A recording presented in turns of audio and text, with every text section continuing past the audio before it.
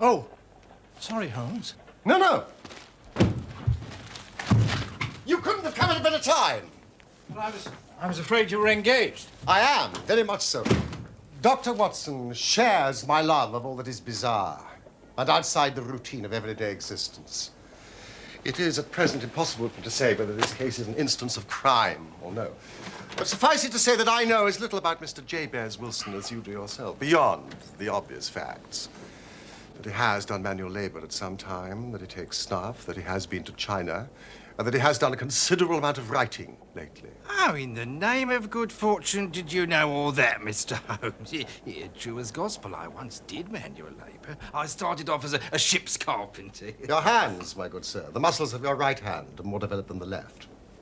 And the writing? What else could be indicated by the right cuff so very shiny for 5 inches? And the left sleeve with the smooth patch near the elbow where you lean it on the desk. But China? The fish. tattooed immediately above his right wrist. I have made a small study of tattoo marks, Mr. Wilson, and have even contributed to the literature of the subject. That trick of staining the fish scales a delicate pink is quite peculiar to China. When, in addition, I see a Chinese coin hanging from his watch chain, the matter becomes even more simple. Oh, never. I thought at first it was something clever, but now I see there's nothing in it after all. Oh. Now, I begin to think that my reputation, such as it is, will suffer shipwreck if I'm so candid. Omne ignotum pro magnifico. Everything becomes commonplace by explanation. Watson, that is a very loose translation. Oh, please, show the doctor that advertisement. Oh. There, you can read it for yourself, sir. To the Red-Headed League. On account of the bequest of the late Ezekiah Hopkins of Lebanon, Pennsylvania, USA, there is a vacancy open which entitles a member of the League to a salary of £4 a week for purely nominal services. All red-headed men, sound in body and mind, and above the age of 21 are eligible. Apply in person on Monday at 11 o'clock to Mr. Duncan Ross at the offices of the League, 7 Pope's Court, Fleet Street. Is this serious? It is a little off the beaten track, eh, Watson? Oh, would you make a note of the paper and the date? Evening Standard of Saturday the 27th of April, 2 months ago. Do try the city. Now, Mr. Wilson, off you go at scratch and tell us all about yourself. Oh, well, gentlemen, I have a small pawnbroking business in Saxe-Coburg Street, near the city. It's not a very large affair, it just gives me a living. I used to keep 2 assistants, but now I just keep the one. And to tell you the truth, I'd have a job to make it pay, but that he's willing to come at half wages so as to learn the business. About 2 months ago... What is the name of this obliging youth? Vincent. Vincent Spaulding. Oh, and he's not such a youth either, Mr. Holmes. He's difficult to say his age, but I couldn't wish for a smarter assistant. You seem most remarkably fortunate in having an employee who comes under the market price. I don't know that your assistant is not as remarkable as your advertisement. Oh, but he does have his faults. And never was there such a fellow for photography, always snapping away with his camera when he should be improving his mind, and then diving down into the cellar to develop the wretched thing. Still, on the whole, he's a good worker and no vice in him. It was he who first showed me the advertisement.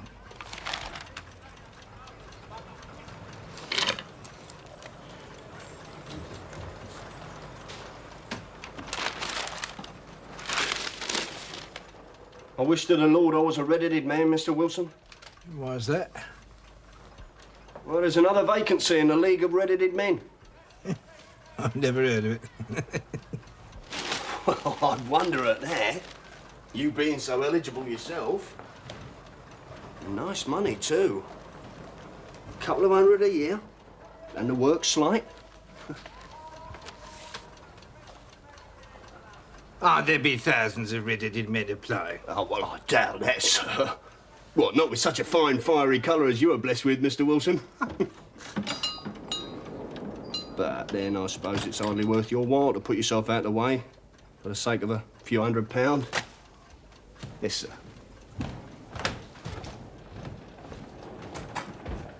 Well, I'm very much of a stay-at-home sort of person. Sometimes weeks on end without putting my foot over the doormat. But this, it looked interesting. I was intrigued. And young Vincent said he'd come with me. So, on Monday morning, we shut up the shop and off we went. No, Vincent, let's go back. I can't abide a crowd. Courage, Mr. Wilson. We're so near and so much at stake. Now, you pull your collar up. Hello, Jimmy. And come along with me. Good job all about this. Oh, it's the times limit, it wasn't in there 2 minutes.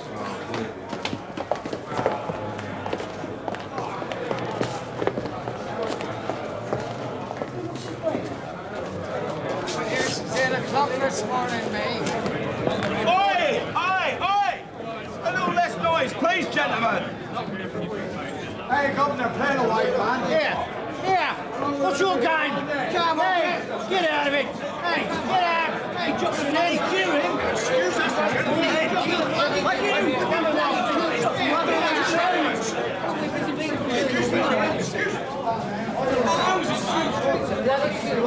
Right, off you go. You're next. Get in. Wait, where are you going? Straight this way out. Come on. This is Mr. Wilson. Right, in you go, Mr. Wilson. Good night, sir.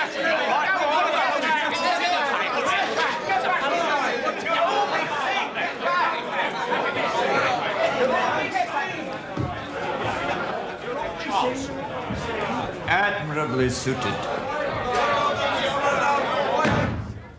Every requirement. Very fine. Congratulations, Mr. Wilson. It would be injustice to hesitate. You will, I'm sure, excuse me if I take an obvious precaution. Tears in your eyes. I perceive all is as it should be. We have to be careful. Twice deceived by wigs, once by paint. I could tell you tales of cobbler's wax that would disgust you with human nature. My name is Duncan Ross. I am myself a pensioner upon the fund left by a noble benefactor. Ah, I see you're about to question me about Mr. Ezekiah Hopkins. He was himself red-headed. In his youth, he left London for America, where he made many millions of dollars. On his death, it was found, he had instructed the trustees in his will to make life a little easier for the red-headed men in the time of his birth. Wonderful colouring. Now, what's your full name, Mr. Wilson? Jabez Wilson. Jabez Wilson. And are you a married man, Mr. Wilson? Do you have a family? No, I'm a widower. No, I never had any family. Oh, dear. Sad to hear you say that. The fund, of course, was for the propagation and spread of red-headed men, as well as for their maintenance.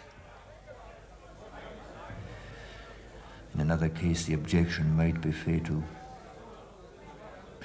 However, I think we've got to stretch a point in favor of a man with such a head of hair as yours.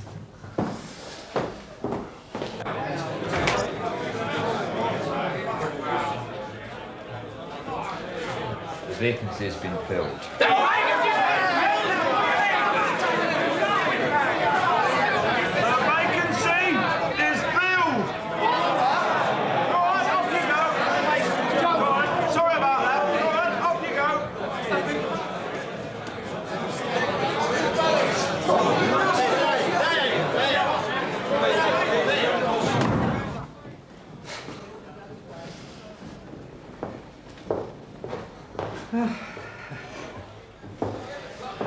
Now, when would you be free to start upon your new duties?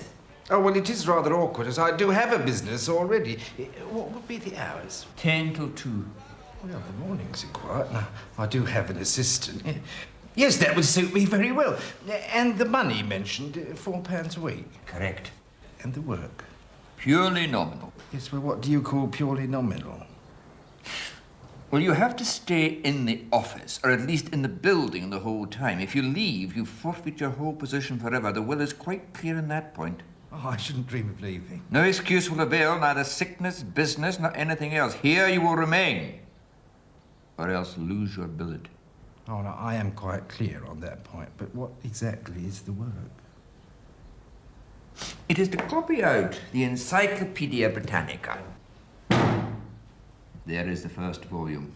You will supply the ink, paper, and pen. We will supply this desk and chair. Now, would you be free to start next Monday morning? Oh, yes, certainly. Then, once again, my congratulations, Mr. Jabez Wilson, on the most important position you've been fortunate enough to gain.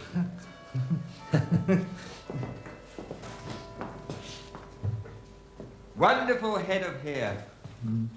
Goodbye, Mr. Wilson. Well done, Mr. Wilson. Well done indeed. This is the quickest way out, sir. Oh, This way. congratulations.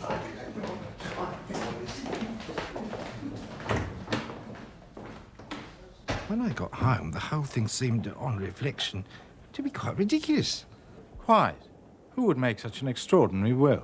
Not a very generous millionaire to make you buy your own pen, ink, and paper. Well, exactly, Mr. Holmes. I soon persuaded myself it was some great hoax or fraud. Then when Monday morning came along, it did seem stupid to turn down a good job, so, off I went and bought a penny bottle of ink and a pen and 7 sheets of foolscap paper, and, I set off for Pope's Court.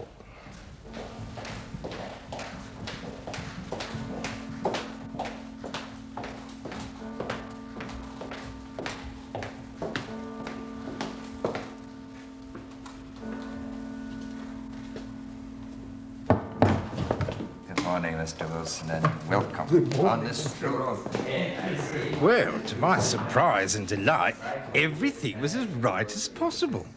The table was set out ready for me, and Mr. Duncan Ross was there to see I got fairly to work. My employment had truly begun. The schedule never varied. My work started at 10 o'clock and ended at 2 o'clock, with a small break for my lunch at 12:30. Every Saturday at 2 o'clock, Mr. Ross would come in and give me my money, I see. compliment me upon the amount that I'd written, and then we'd both leave. Mr. Ross locking the door after me. Artichokes, I find, were simply fascinating, you know. They have a kind of bloom on them. But Hannibal, I've also thought was A, but it was H after all. I thought that was very interesting. Good morning.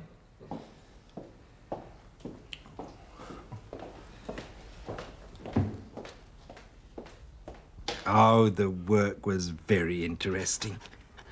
Abacus, abbey, architecture, Acts of the Apostles, adulteration, anatomy, apes,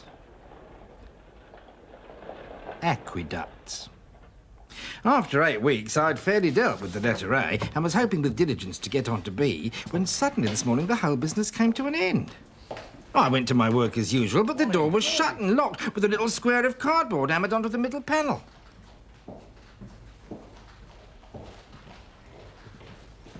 Oh, excuse me. Have you seen Mr. Duncan Ross this morning? Ross? Never heard of a gentleman of that name, sir. And my memory's good. It's very good. It's infallible for names. Ah, the gentleman at number 7. Ah, the gentleman who is red-headed. Yes, yes. Gone. Gone? Mr. William Morris, a solicitor using my room as a temporary convenience until his new premises were ready. Moved out yesterday. Paid in full. Doesn't owe a penny. William Morris, where can I find him? At his new offices. William Morris. 17 King Edward Street. Near St. Paul's. Oh, thank you.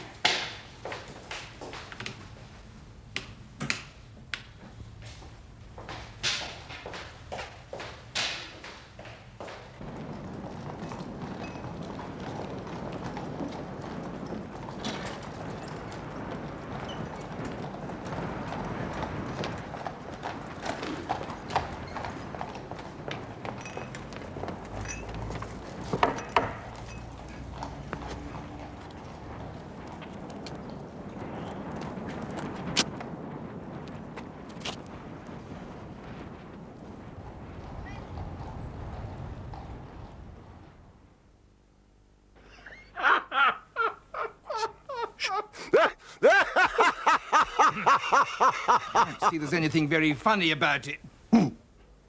If all you can do is laugh at me, well, I can go elsewhere. No, Mr. Wilson, please sit down. I wouldn't miss this case for the world. It is most refreshingly unusual. I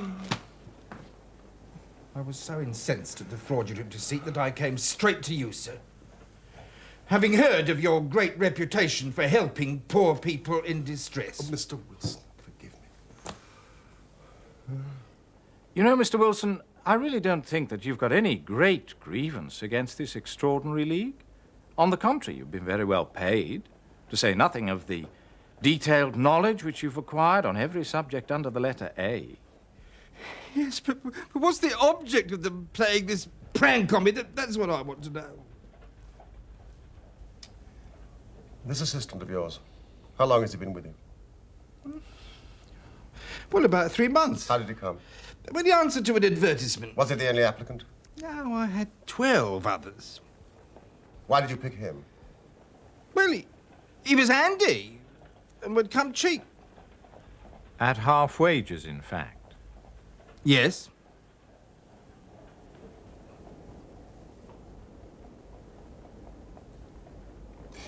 What's he like? This Vincent Spaulding? Oh, well, he's tall, he's slightly built. He's very quick in his ways. He's got no hair on his face.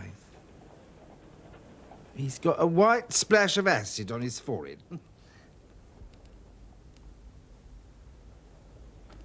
Have you ever observed whether his ears have been pierced for earrings? Yes. Yeah, he told me a gypsy had done it for him when he was a lad. He is still with you? Yes. Yeah, I went and just left him. Mr. Wilson. You will be at your shop if I should need you. Well, I had thought of shutting up shop at dinner time today because Vincent had suggested I spend the rest of the weekend with my sister in Barking. This whole business has upset my nerves very much. Well, you enjoy a restful weekend in Bath. Today's Saturday. By Monday, we should have a conclusion for you. In the matter of your fee. Don't worry about that. I believe it will be paid for by another.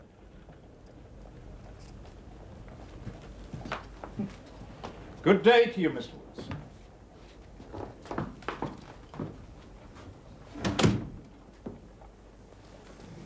What do you make of it all, Watson?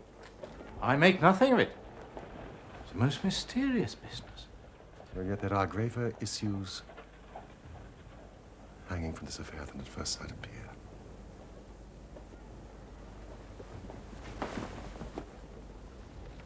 What are you going to do? To smoke. It is quite a three-pipe problem, and I beg that you won't speak to me for 50 minutes.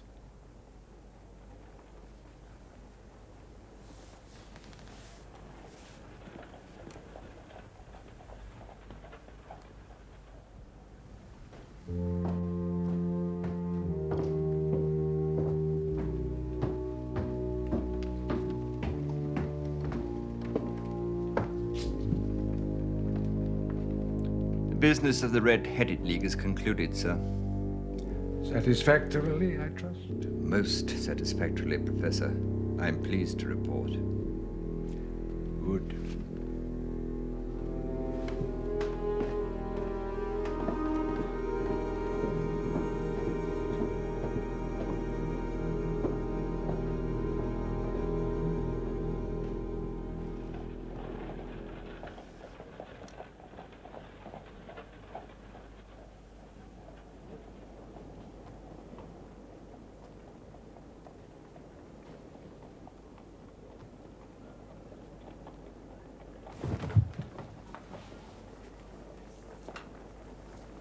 Come, Watson.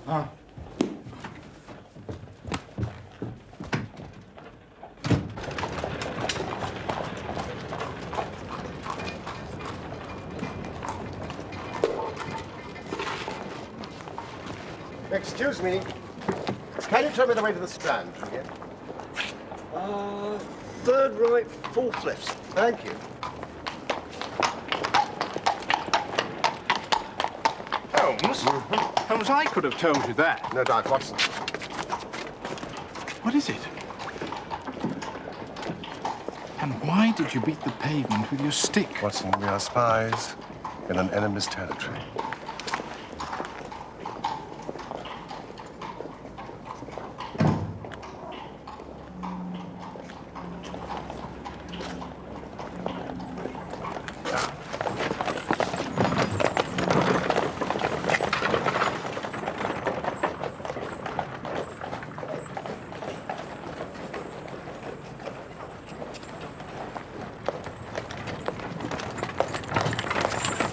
Hobby of mine to have an exact knowledge of London now. There is Mortimer's, the tobacconist, The little newspaper shop, Coburg branch of the City and Suburban Bank. McFarlane's carriage building depot, and the vegetarian restaurant around the corner.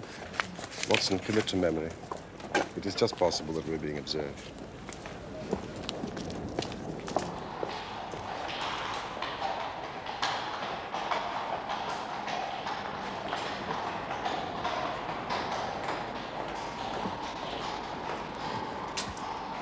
A considerable crime is in contemplation.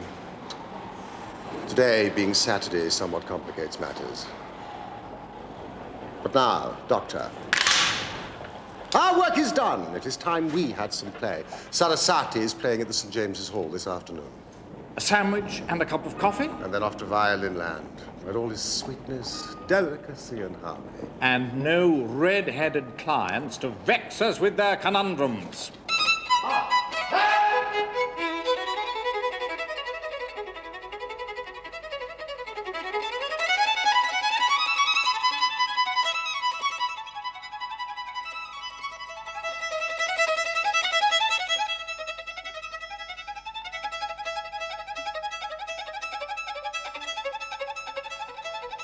All the afternoon, he sat in the stalls, wrapped in the most perfect happiness, while his gently smiling face and his languid, dreamy eyes were as unlike those of Holmes the sleuth hound as it was possible to conceive.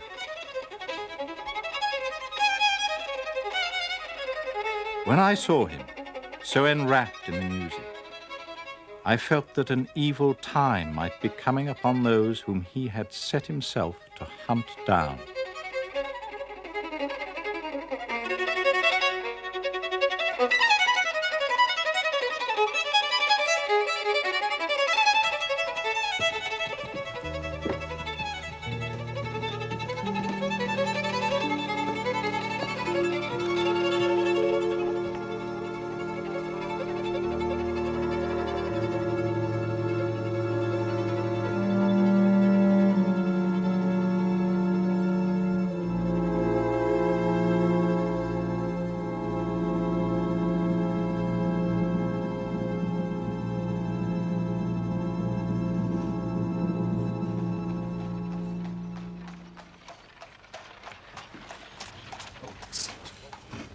Excellent, Watson. You have a future as a cartographer. Ah, that'll be Thelmy Jones. I thought it was as well to have someone from Scotland Yard with us. He's an absolute imbecile at his profession, but he does have the tenacity of a lobster when he gets his claws into someone. Good evening, Jones. So, we're working in couples again, Mr. Holmes. Our friend here is a wonderful man for starting the chase. All he needs is an old dog to help him do the running down. Mr. Merriweather, my friend and colleague, Dr. Watson. How do you do, sir? Only hope a wild goose may not prove to be the end of our chase. I'm not personally in favor of amateur criminal investigators. You may place considerable confidence in Mr. Holmes. No, if you say so, Mr. Jones. Well, he has his own little methods, which, if he won't mind me saying so, are a little theoretical and fantastic. But he has the makings of a detective in him. Ah, But I do say, as I've said before, the Coburg branch of the bank is as well secured as any building in London. There is no possibility that you could be broken into. Even the insurance assessors agree on that point. and you, sir, should know, being not only the resident manager, but also the director. I should know, and I do know. And what is more, this is the first time for 27 years that I've missed my Saturday night of whist at my club. Oh, dear. And I find myself extremely inconvenienced. I think that you will find the game tonight much more exciting, and the stake will be for many, many thousands of pounds. And what will my reward be, Mr. Holmes? A young man called Clay. John Clay? Oh, how I'd like to get my hands on that devil. You shall. This young fella's a gentleman, as Mr. Holmes says, but he's turned against his class. He's as cunning as the devil, slippery as an eel, and he's turned crib-cracking and forgery into a fine art. His grandfather was a royal duke, and he himself was educated at Eton and Oxford. So, Watson, bring the gun. Come, gentlemen. Our cab is below.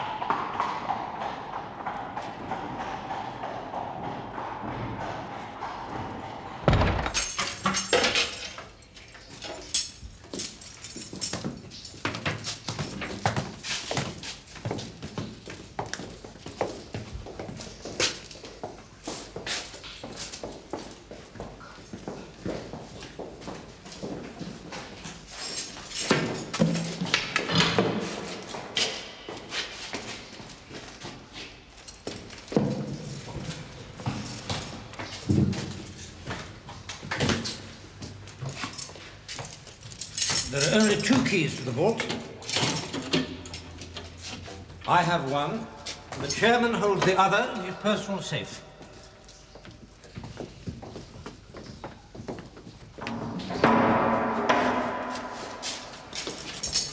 Well, you are certainly not vulnerable from above. Nor from below. Mr. Merriweather, may I ask you to be a little more quiet?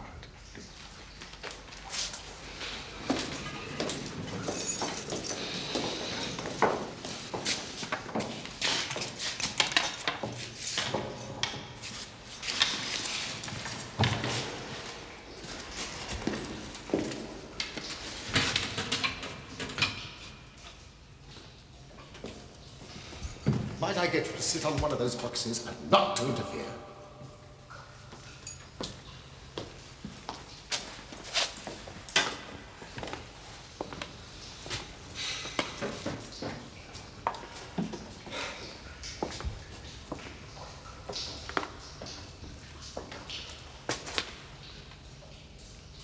There is no way in which a thief could break into this bank.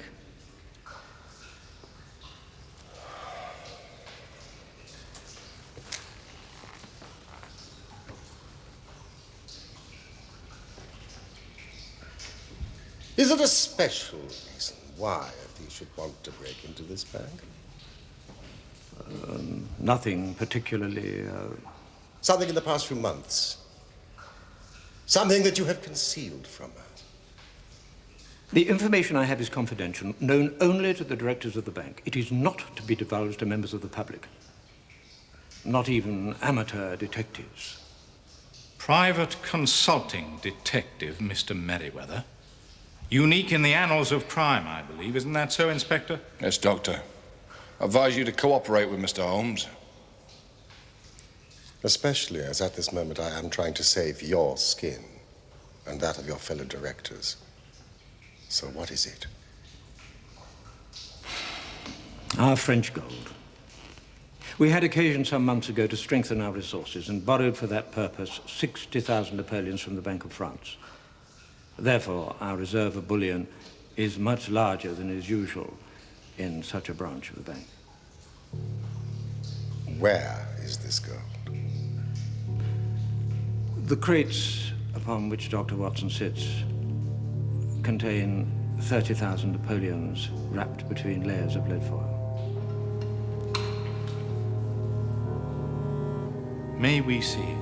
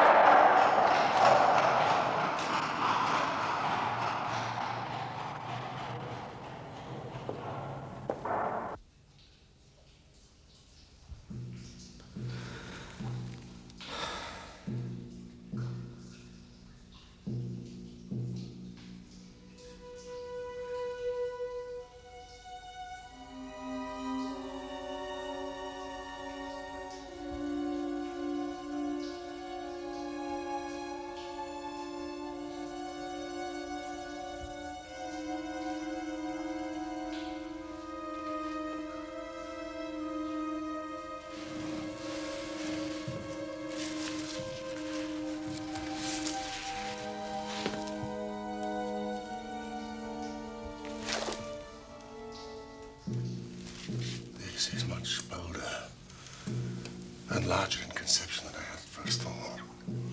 Wouldn't you say, Jones? I would indeed. This Clay's more of an amateur adventurer or spur-of-the-moment criminal. This long planning's not Clay's style at all, sir. Unless it's a pawn. A much larger game. Mr. Merriweather, someone has had access to information of the most confidential sort. Careful plans have been laid. A mastermind has been at work. Are you suggesting that... I'm suggesting that it bears all the hallmarks of Professor Moriarty's work. Moriarty? And who is this Moriarty? We don't really know, sir. Well, that is, neither the police nor, I think, Mr. Sherlock Holmes have ever set eyes on him. Yet his name echoes and re-echoes throughout the underworld. It appears that he is a man of good birth and excellent education. But he has hereditary tendencies of the most diabolical kind. A criminal strain runs in his blood, which is increased and rendered infinitely more dangerous by his extraordinary mental powers. He is the organizer of half that is evil and nearly all that is undetected in this great city. He is never caught. His agent is caught, but the central power is never caught. Seldom even suspected. We shall not see the professor tonight.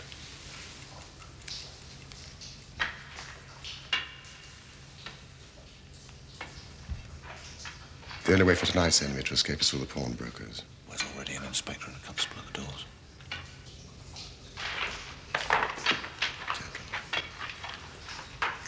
have only a few moments before possession.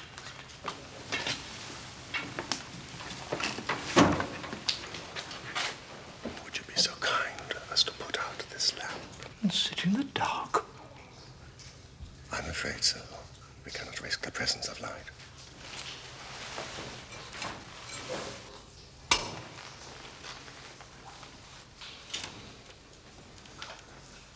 When I shine a light, close in swiftly. If they fire, I have no compunction about shooting them down.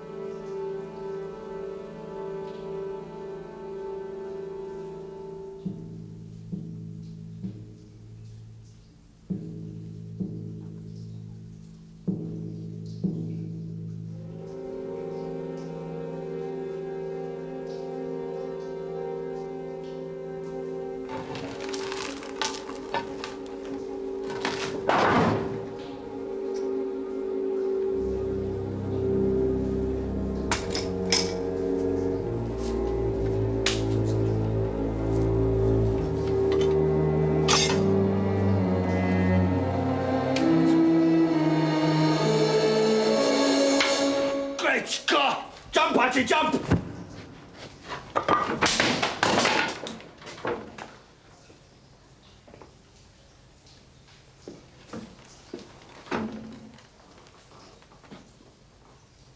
It's no good, John Clay. You have no chance at all.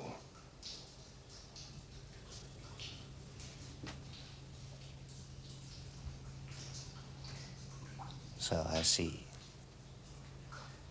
Though I fancy my pal is all right.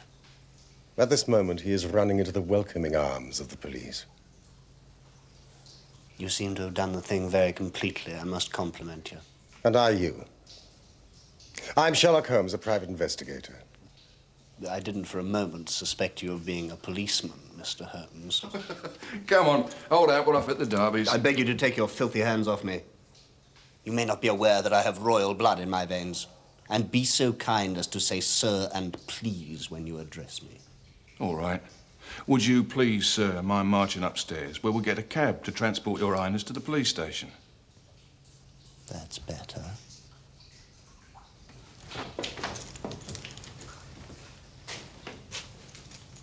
Gentlemen.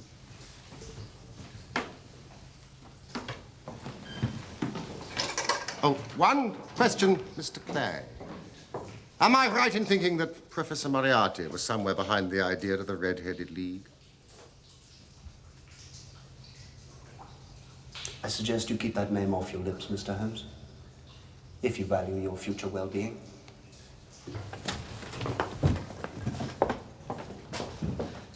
Really, gentlemen, I don't know what to say. Please forgive me, Mr. Holmes, for ever doubting your outstanding, your brilliant qualities. There is no doubt you have detected and defeated in the most complete manner one of the boldest attempts at bank robbery that has ever come within my experience. Mr. Merriweather, I have been at some small expense over this matter, which I shall expect the bank to refund. Of course. Of course.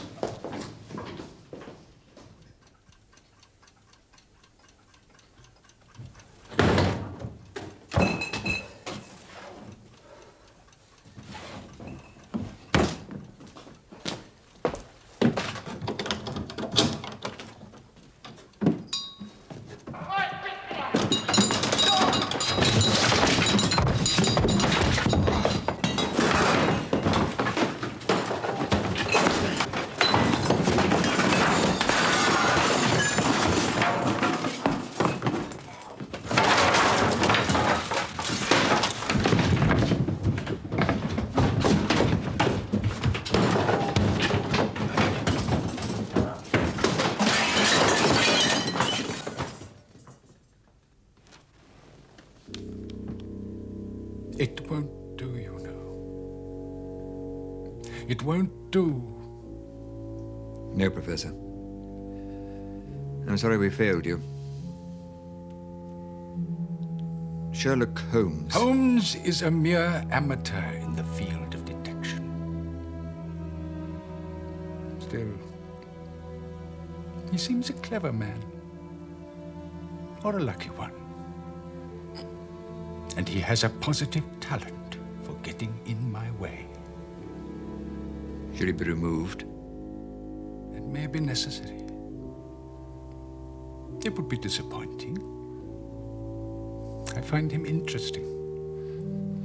I believe this is the third time he has incommoded me. If this continues, then certainly something will have to be done to encourage Mr. Holmes either to withdraw or stand clear.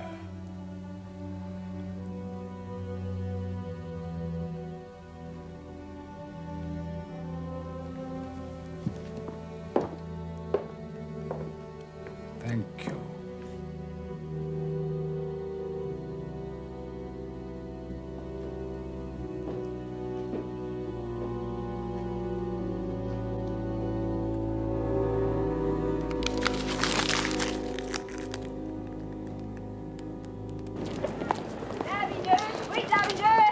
Morning, Constable.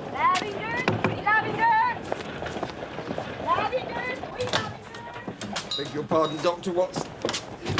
This has all been too much for me. My clients respect me as a man of confidence, but where's the confidence left here? I'm utterly ruined. Oh, cheer up, Mr. Wilson. You'll feel better when you've cleared up the mess. Well, that's all very well. And Mr. Holmes asked me to give you this. 50 sovereigns, with the compliments of the City and Suburban Bank. Well, that's fair enough. Oh, Dr. Watson, this is more than acceptable. And my compliments to Mr. Sherlock Holmes. And he sends the same to you, Mr. Wilson. And a word of advice.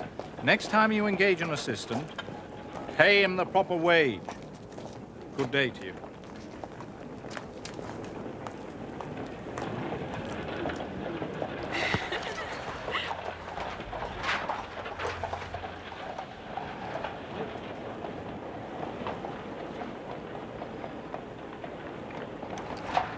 Oh.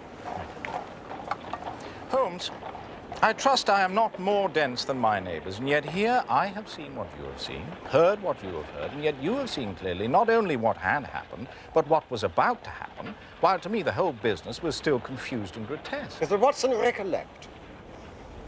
When I heard that the assistant had come for half wages, it was obvious that he had some motive for securing the situation. Yes, but how did you know what his motive was? Had there been a woman in the house, I would have suspected immediately some vulgar intrigue.